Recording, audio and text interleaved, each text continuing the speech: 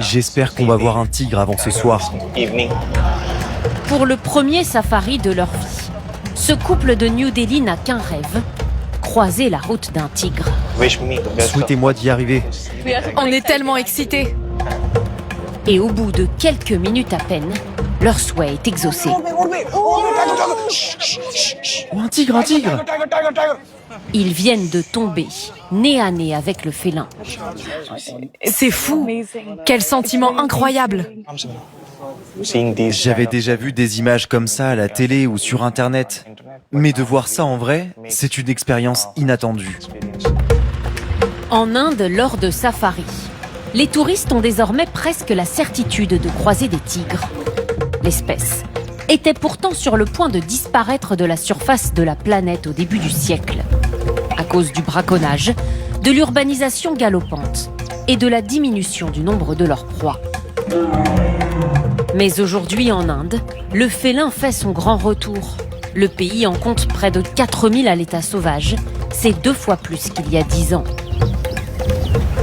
Si le tigre est sur le point d'être sauvé, c'est parce que les autorités indiennes ont décidé dès les années 70 de considérablement augmenter le nombre de zones protégées. Voilà, tout ça fait partie de la réserve des tigres. Cet homme est responsable de l'une d'entre elles. Là, il y a un tigre. Et il y en a un autre à côté. Ils ont 17-18 mois. Leur mère occupe ce territoire depuis 3 ans. Depuis que les villageois sont partis, le nombre de tigres a augmenté. Car dans ces zones, qui couvrent 1% du territoire indien, les habitants ont été fortement incités à quitter les lieux contre compensation financière pour laisser leur place aux tigres. Bonjour. Dans ce parc, ces agriculteurs qui refusaient de partir disent ne plus avoir le choix aujourd'hui.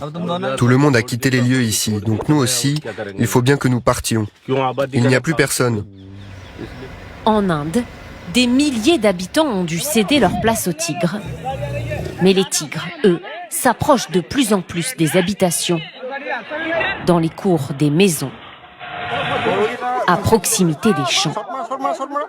Pour limiter le conflit homme-animal, Bonjour à tous. des associations soutenues par le gouvernement sensibilisent les villageois à la présence du tigre. Ne lui jetez pas de pierres, ne cherchez pas à le repousser. Si vous le voyez, alertez seulement les autorités. Depuis le début du programme, les attaques ont diminué. C'est ce qu'on veut. On veut qu'il n'y ait plus de conflit entre les tigres et les hommes. Mais à trop vouloir protéger les tigres, les autorités indiennes ne mettent-elles pas en danger les êtres humains?